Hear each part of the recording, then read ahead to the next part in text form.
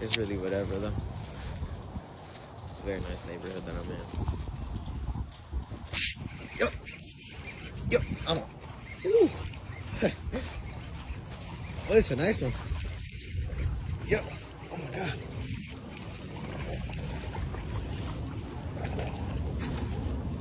There you go. First fish of the day. But a nice bass. Let's get a release on this guy.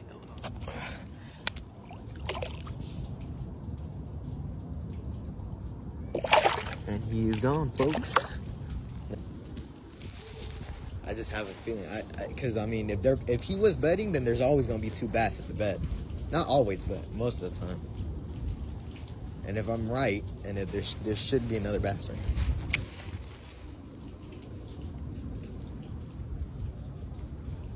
If I'm right, and I think I'm wrong. Yeah, I'm definitely wrong. Oh no, I'm not. Yep. No, I'm not. No, I'm not wrong. I'm not wrong. I'm not wrong. Definitely not wrong. Yep. Definitely not wrong. He just gave me a thumbs up. We're gonna let this guy go. I don't know if y'all can see, but we're just gonna toss him.